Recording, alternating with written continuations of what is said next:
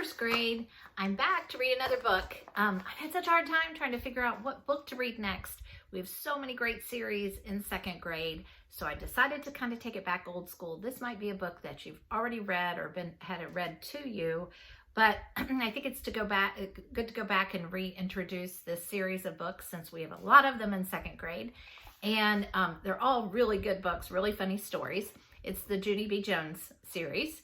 And, primarily if you've read any of these, the book started out with her in kindergarten, with Junie B in kindergarten, and then she moves into first grade.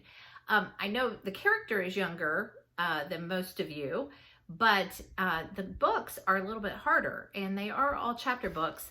And like the book I'm reading you today, The Toothless Wonder, it's actually almost a third grade level book. And if you take an AR test on it, it's a whole point, not just a half a point. So anyway, when you start second grade next year, you might want to take a look at those. We have quite a few of them. It's written by a lady, Barbara Park. She wrote 28 Junie B books. It's a lot of different stories. And if you know anything about Junie B, it's this little girl, kindergarten, first grade. It's all about all the things that she gets into between school and her friends and her family. And they're all really funny stories. So the one I'm reading to you today is Toothless Wonder. Quick trivia about Junie B. Her real name is Juniper Beatrice. She doesn't like Beatrice, so she took it off and just made herself a B. And of course, shortened Juniper, made it Junie. And her parents are Robert and Susan Susan's actually my name, and she has a little brother, Ollie. So let's get started on Toothless Wonder. Put my glasses on so it'll be a little bit easier to read. Chapter 1, Prizes. Friday. Dear First Grade Journal, today we are having a speaker in room 1. She's going to tell us all about recycling. Recycling is when you wash your trash, I believe. Mr. Scary said to write in our journals till the speaker gets here. Only I don't even feel like writing today because I have a loose tooth. That's why, and that thing is driving me crazy. Also, every time I write in this journal, I have to look up words in the dumb dictionary, except sometimes Mr. Scary spells the words on the board for us. And then I have to cross out my mistakes, plus also I erase holes in my paper. Spelling is not a breeze, I tell you. That is all I feel like writing today. I am done with this thing, and I mean it. From Junie B, first grader. And you guys can see that.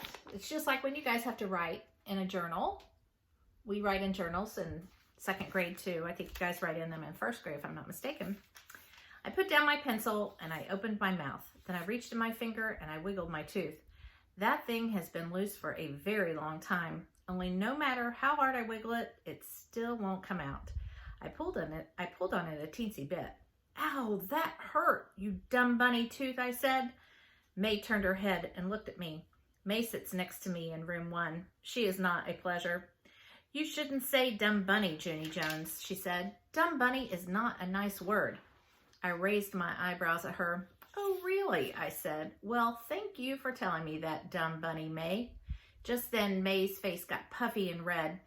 Don't say that word, I told you, she hollered. My teacher stood up at his desk. Problem back there, girls, he said. Yes, Mr. Scary, said May. There's always a problem back here, and her name is Junie Jones. I stamped my foot. B, May, I said. B, B, B, B. You're always forgetting my B. Mr. Scary closed his eyes. Please, girls, can't we just have one morning without any spats? I looked surprised at that man. But I didn't even spat, Mr. Scary, I said. My mother doesn't let me spat, not even on the sidewalk. After that, I went up to his desk and I smiled real cute. I have a loose tooth, I said. Would you like to see it, Mr. Scary, huh? Would you? I opened my mouth and wiggled it for him. See it? See how loose it is? It is a loosey-goosey, isn't it? I said. He smiled. Wow, it really is loose, Junie B, he said. And it's a top tooth, too. Losing a top tooth is the best. I looked puzzled. It is? How come it's the best, Mr. Scary? I asked. Is a top tooth funner than a bottom tooth? Do you mean because last year I lost a bottom tooth and I didn't actually get a kick out of it? My teacher did a chuckle. Oh, but when you lose a top tooth, your smile looks really cute, Junie B, he said. And when your new tooth comes in, you'll start looking like a big kid. I did a gasp at that news. A big kid, I said. Really? I'm going to look like a big kid? Mr. Scary nodded. Sure you are, he said. Here, I'll show you what I mean. He looked around the room. Class, does anyone in here have their big top teeth yet? If so, please raise your hand, he said. All the children looked and looked at each other, but no one raised their hand. Mr. Scary was surprised. Really, he said? No kidding. No one in our class has lost a top front tooth. Huh. He turned around and shook my hand. Well, congratulations, Junie B. Jones, he said. It looks like you're going to be the first person in room 1 with a big top tooth. I felt very thrilled. Thank you, I said.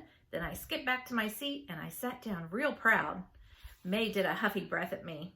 Big deal. So what's so special about losing a top tooth, she said. Everyone in our whole room is going to lose their top teeth, Junie Jones. It's not like you're the only one, you know. I did a huffy breath right back at her. Yes, May, I know. I'm not the only one, I said, but I am the first one. And the first one is the winner. So there, ha, ha on you. May crossed her arms. Well, if you're the winner, then where's your prize? Huh, Junie Jones? I don't see a prize. Do you? I tapped my fingers kind of stumped. Then I hurried back to my teacher's desk again, and I patted him on the shoulder. Okay, here's the thing, I said. The children are wondering where's my prize for being the tooth winner. And so how would you like to handle this situation? Mr. Scary did not answer right away. Finally, he shrugged. Well, the truth is, there aren't any prizes, he said. I wasn't exactly running a contest, you know. Yes, I know, but I bet you could still come up with a little something to make me happy. I pointed at his desk drawer. I bet there's something in there, probably, I said. Teachers always have good stuff in their desk drawers, right? And so why don't we take a little look-see? Mr. Scary ran his fingers through his hair. Then at last he opened his drawer. Whoa, is that a stapler I see there, I said. A stapler would be good, don't you think? I could really pound that thing, I bet. And so if you'll just hand it over, I will be on my way.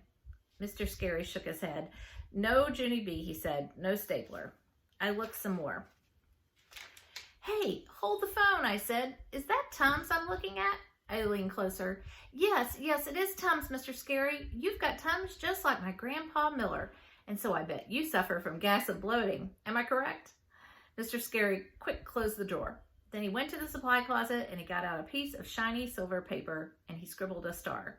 He cut it out and pinned it on my shirt. There, he said, that's your prize for your tooth, okay? You get to wear a shiny star for being the winner. Now, please go back to your seat. I looked down at my star. Yeah, only I don't actually think that is your best work, I said, very kind of quiet. Mr. Scary pointed to my desk. He was not having a good morning, I think. I went back and sat down. May sneaked a peek at my star. I tried to act proud of it. Well, what do you know? A prize, I said. May did a mad breath and quick turned around. I looked down at my star again. This time it looked prettier, I think. So we'll leave it there because these are pretty long chapters. I think Junie B is quite the character, and teachers have a lot of patience when she gets something like on her mind, like getting that prize. Anyway, in case you're wondering where I'm at, this is my daughter's room. That's why there's pink walls. And this is actually her bedroom. And she's home from college doing her classes too. So, and she's a dancer. So in the afternoon, we switch. I come up to her room and work. And she usually does like all of her regular like science and math and stuff. Her classes up here on Zoom in the mornings. In the afternoon, she uses her family room as her dance studio and does all of her dance classes on Zoom. So we kind of switch back and forth. But my next couple of videos are going to be in a special location. Wait until you see where I'm going to be when I do my next video. So you have to tune in. And I'll read another chapter or two of Junie B. Keep reading.